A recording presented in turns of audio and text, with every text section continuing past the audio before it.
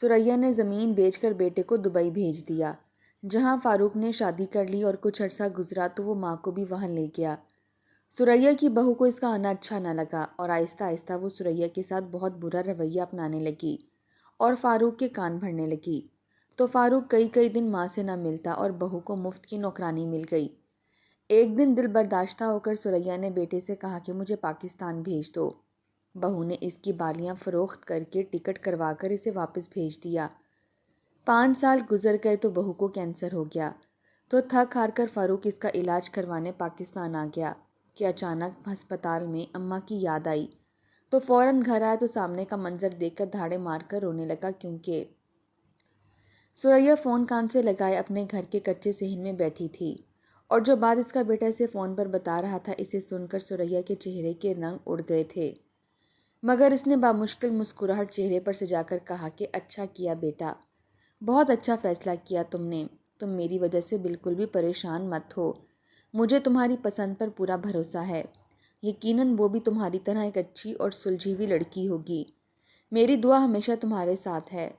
ثریا کا بیٹا فاروق دبئی میں بیٹھا اپنی ماں کو اپنی ہونے والی شادی کے بارے میں بتا رہا تھا، جو اگلے ہفتے متوقع تھی، اور شرمندگی کا اظہار بھی کر رہا تھا کہ اماں جان، آپ کے بغیر میں اکیلے ہی شادی کر رہا ہوں، میری مجبوری کو سمجھیں۔ جس پر ثریا اپنے بیٹے کو تسلی دے رہی تھی، کہہ رہی تھی کہ میری وجہ سے پریشان مت ہو، تم نے اتنا بڑا فیصلہ سوچ سمجھ کر ہی کیا ہوگا، مجھے کوئی اعتراض نہیں ہے۔ مگر ثریا نے جیسے ہی فون واپس رکھا اس کا دل ایک دم غمگین ہو گیا تھا۔ ہر ماں کا خواب ہوتا ہے کہ وہ اپنے ہاتھوں سے اپنے بیٹے کے سر پر سہرا سجائے، اس کے کئی ارمان ہوتے ہیں، کیونکہ فاروق کے بابا بچپن میں ہی انتقال کر گئے تھے۔ ثریا نے اتنی غربت میں اپنے بیٹے کو پال پوس کر اچھی تعلیم دلوائی تھی، خود محنت مزدوری کر کے اپنے بیٹے کا مستقبل روشن کیا تھا، اسے ماں کی ممتا اور باپ کی شفقت دونوں دی تھیں، اور فاروق بھی کافی سلجھا ہوا فرما بردار بیٹا تھا۔ اس نے BA کرنے کے بعد پاکستان میں کافی زیادہ ادھر ادھر کوششیں کیں، مگر اتنی تعلیم پر اسے کہیں اچھی ملازمت نہ مل سکی۔ اس کا ایک دوست فرقان دبئی میں ہوتا تھا اور وہاں عیش کر رہا تھا۔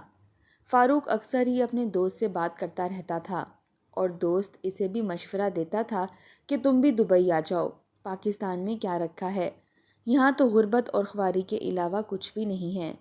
اور بالآخر فاروق گھائل ہو ہی گیا تھا، مگر مسئلہ یہ تھا کہ اتنے پیسوں کا انتظام کیسے کرے۔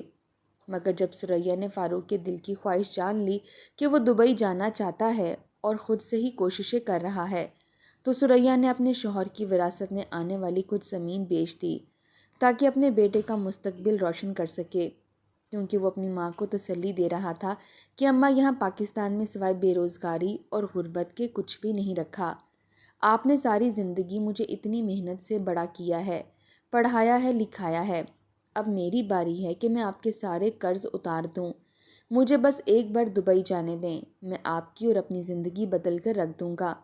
اور ثریا نے اپنے بیٹے کی باتوں پر یقین کر کے اپنی آبائی زمین بیچ دی اور اپنے بیٹے فاروق کے ویزے اور ٹکٹ کا انتظام کر دیا۔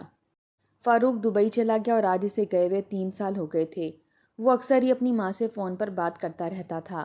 فاروق وہاں سیٹل ہو چکا تھا اور اسے مزید پکا ہونے کے لیے شادی بھی کرنی تھی، جس کے لیے وہ ثریا سے اجازت مانگ رہا تھا، یا شاید اسے اطلاع کر رہا تھا کہ اگلے ہفتے اس کی شادی ہے۔ فاروق کی بات سن کر ثریا کا دل افسردہ تو ہوا تھا، کیونکہ وہ خود اپنے بیٹے کی شادی میں شرکت نہیں کر سکتی تھی، مگر ان کا دل مطمئن بھی تھا کہ چلو بیٹے کی خوشی ہے، میں کیا افسردگی بھری شکل بناؤں، میرا بیٹا کیا سوچے گا کہ اس کی ماں کو اس کی شادی کا کوئی چاؤ نہیں ہے، اس لیے اس نے اپنے بیٹے پر ظاہر نہیں کروایا، اور اس طرح اگلے ہفتے فاروق کی شادی نتاشا سے ہو گئی، جو کہ دبئی کی رہائشی تھی۔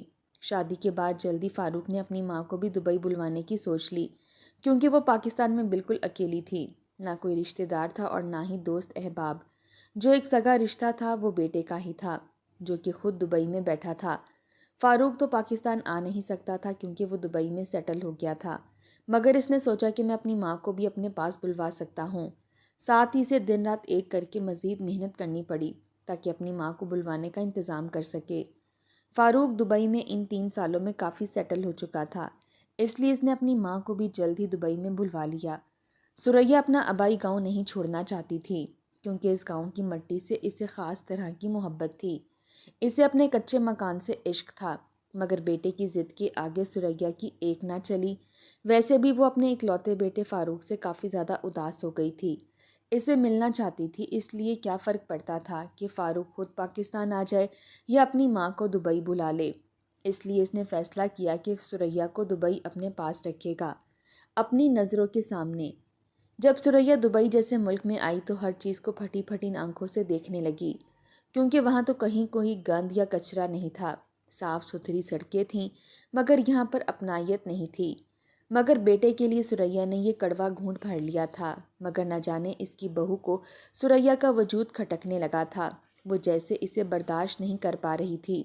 हर वक्त सुरैया से जली कुड़ी रहती थी, मगर सुरैया बहुत सब्र वाली औरत थी।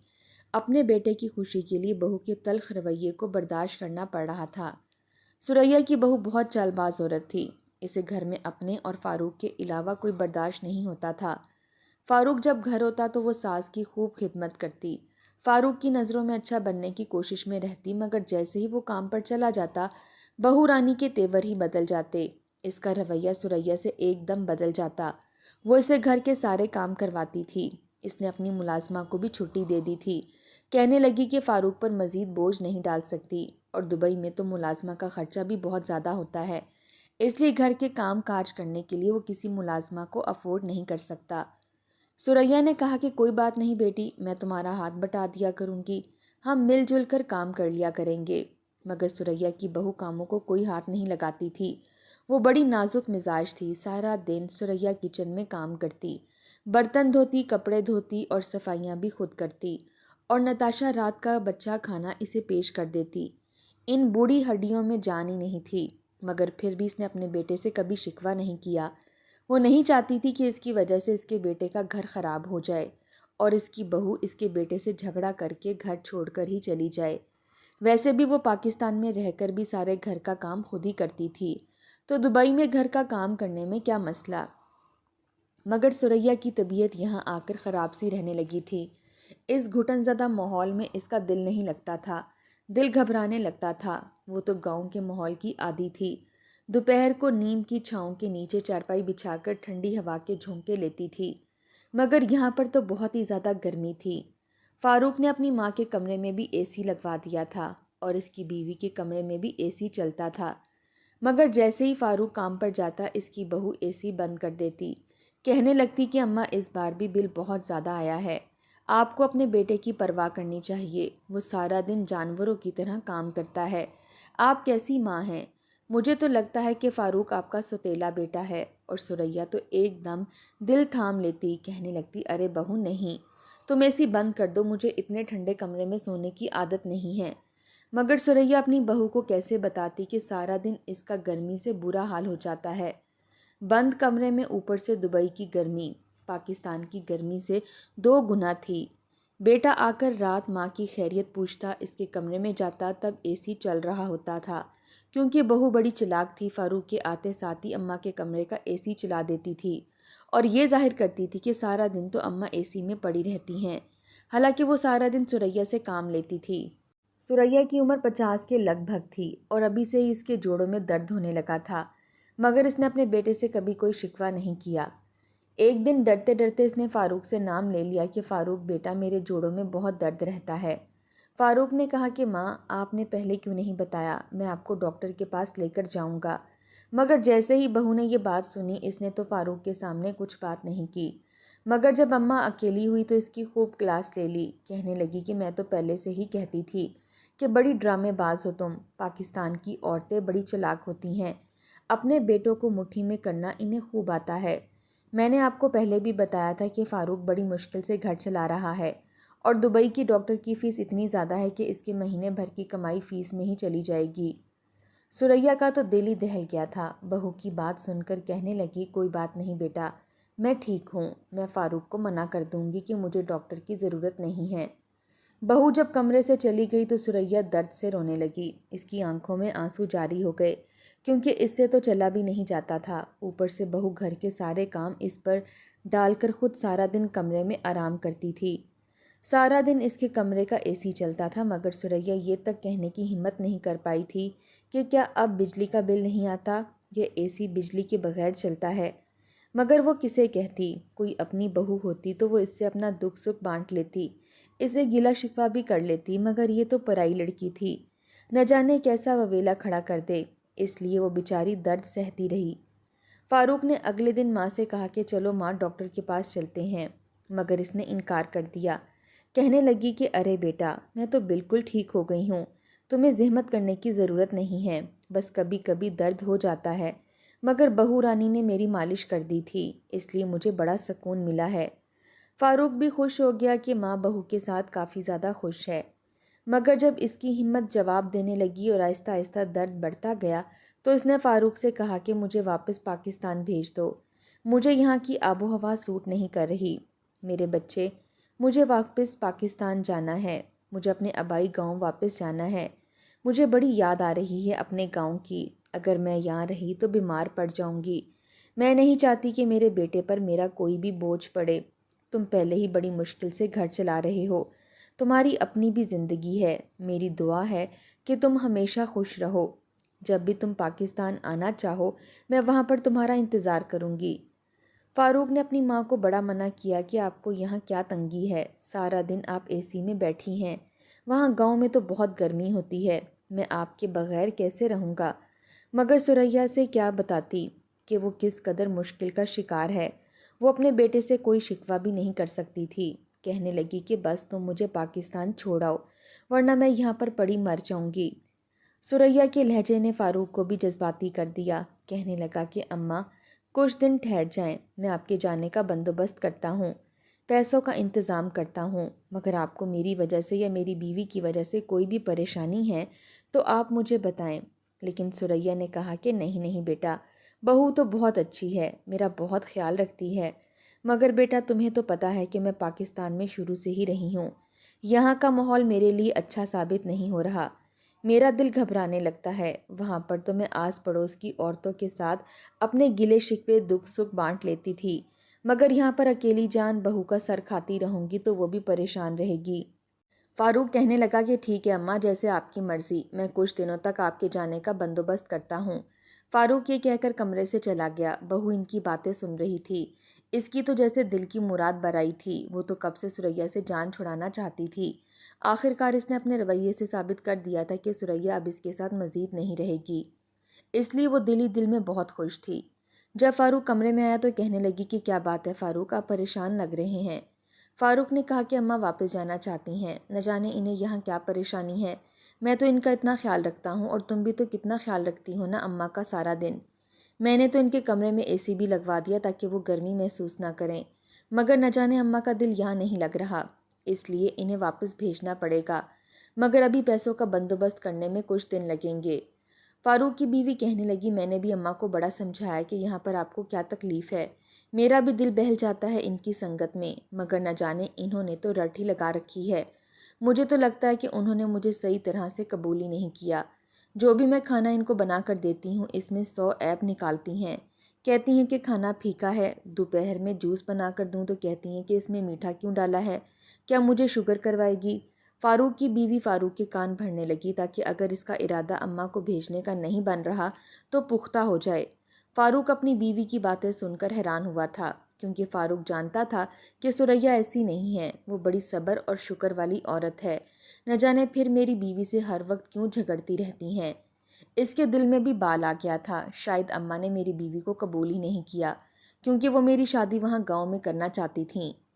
فاروق کا موڈ آف دیکھ کر فاروق کی بیوی نے کہا کہ اماں کو تو بس ہر وقت واپس جانے کی دھن سوار رہتی ہے، انہیں یہ بھی نہیں اندازہ کہ بھلا واپس بھیجنا کون سا آسان ہے، تمہاری تو 2 مہینے کی تنخواہ ہی انہیں واپس بھیجنے میں نکل جائے گی، لگتا ہے مجھے ہی کوئی بندوبست کرنا پڑے گا، آخر میں تمہاری بیوی ہوں، تمہاری مشکل کی ساتھی ہوں۔ فاروق اپنی بیوی سے بہت متاثر ہوا، کہنے لگا کہ تم بہت اچھی ہو، میں بہت خوش قسمت ہوں جسے تمہاری جیسی بیوی ملی، اور فاروق کی بیوی دل ہی دل میں مسکرانے لگی، کیونکہ اس کے ذہن میں ایک نئی سکیم آ گئی تھی، وہ جلد از جلد اماں کو واپس پاکستان بھیجنا چاہتی تھی۔ اگلے دن اس نے اپنی ساس کی بالیاں اتار کر سنار کو بیچ دیں، کہنے لگی کہ اماں اگر فاروق کے انتظار میں بیٹھی رہے گی تو 3-4 مہینے تو یہیں بیٹھی رہو گی، کیونکہ 3-4 مہینے سے پہلے انتظام نہیں ہوگا پیسوں کا، آپ ایسا کریں کہ یہ بالیاں بیچ کر میں آپ کو واپس بھیج دیتی ہوں۔ ثریا بھی راضی ہو گئی کہ چلو کسی طرح بہو سے چھٹکارا مل جائے گا۔ جب پیسوں کا انتظام ہو گیا اور ثریا کو فاروق اور اس کی بیوی ایئرپورٹ چھوڑنے پر گئے تو ثریا کی آنکھوں میں آنسو تھے، کیونکہ انہیں اپنے بیٹے کی جدائی اپنی بہو کی وجہ سے برداشت کرنی پڑ رہی تھی۔ کاش اس کی بہو اچھی ہوتی تو وہ یہیں دبئی میں ہی رہنا پسند کرتی، مگر اس نے کبھی بھی زبان سے شکوہ نہیں کیا، نہ ہی کبھی فاروق کے کان بھرے، اور خاموشی سے پاکستان کے سفر پر نکل پڑی۔ ثریا کے جانے کے بعد فاروق اور اس کی بیوی اپنی نارمل زندگی میں آ گئے۔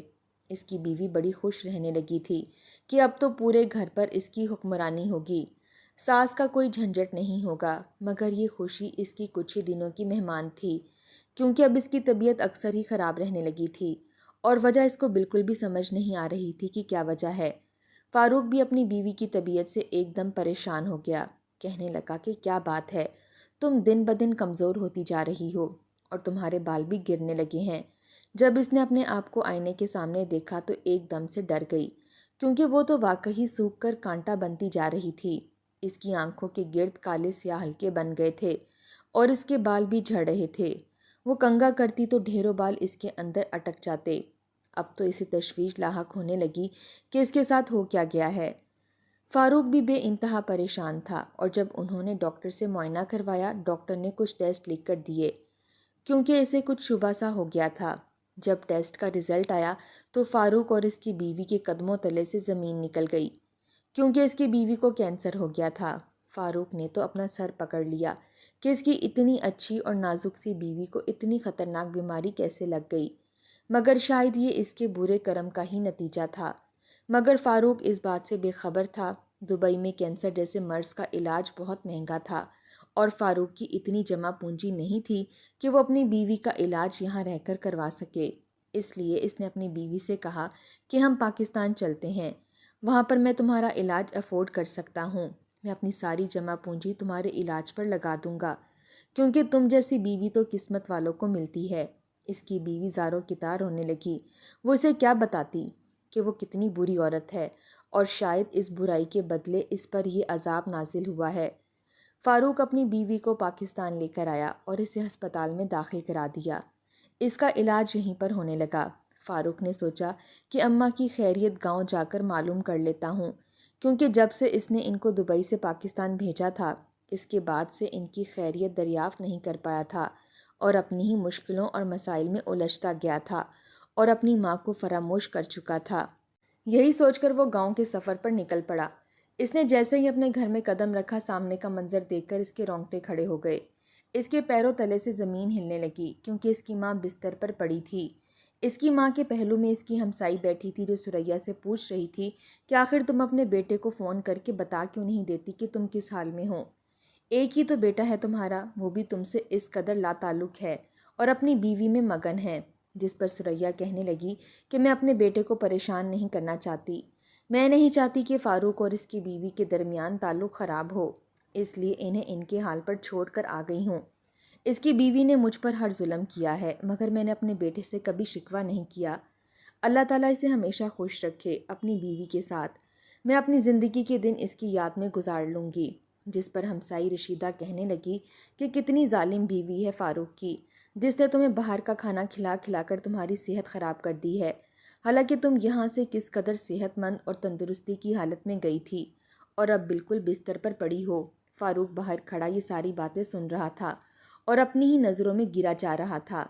جس بیوی کو وہ خدا صفت اور فرشتہ سمجھتا تھا، وہ اصل میں کیا نکلی تھی، اور اس کی ماں جس کے بارے میں اپنی بیوی کے منہ سے غلط باتیں سن سن کر اس نے اپنی ماں کی خیریت تک دریافت کرنا چھوڑ دی تھی اور مکمل طور پر اپنی بیوی کے بس میں ہو گیا تھا۔ وہ ماں کتنی عظیم تھی، جس نے زبان سے اپنے بیٹے کو شکوہ تک نہیں کیا تھا کہ تمہاری بیوی کی وجہ سے اس کی یہ حالت ہو گئی ہے۔ وہ جلدی سے اپنی ماں کے پاس گیا اور ان سے لپٹ گیا، زاروں کی طرح رونے لگا، ان سے معافیاں مانگی، کہنے لگا کہ شاید آپ کی آہ لگ گئی ہے میری بیوی کو، اس لیے وہ کینسر کے مرض میں مبتلا ہے اور ہسپتال میں داخل ہے۔ اگر اس کی یہ حالت نہ ہوتی تو میں اسے خود معاف نہ کرتا اور اسے چھوڑ دیتا، جس نے میری ماں کو اتنا پریشان کیا اور بیمار کر دیا۔ ثریا نے یہ بات سنی تو تڑپ اٹھی، کہنے لگی کہ مجھے فوراً اس کے پاس لے چلو۔ سریا نے خود پر کیے گئے سارے ظلم ایک دم سے فراموش کر دیے۔ جب وہ بیٹے کے ساتھ ہسپتال پہنچی تو بہو کی حالت دیکھ کر ان کو بڑا دکھ ہوا، کیونکہ سریا نے کبھی بہو کو بد دعا نہ دی تھی۔ مگر اللہ تعالیٰ انسانوں پر کیے گئے مظالم کا بدلہ اس دنیا میں بھی لے لیتا ہے۔ وہ بستر پر پڑی تھی، اس کی آنکھوں کے نیچے حلقے تھے اور آنسوؤں سے اس کا حلق تر تھا۔ اس نے سریا کے سامنے ہاتھ جوڑ دیے، زاروں کی طرح رونے لگی۔ سریا سے یہ دیکھا نہ گیا، اس نے اسے سینے سے لگا لیا اور خوب پیار کیا۔ سریا نے خدا کے حضور گڑ گڑا کر بہو کی زندگی کی دعا مانگی، جو کہ اللہ نے سن لی، اور 6 ماہ کے مسلسل علاج کے بعد آج وہ اسی گاؤں میں سریا اور فاروق کے ساتھ رہنے لگی۔ اب وہ سریا کی دل و جان سے خدمت کرتی تھی۔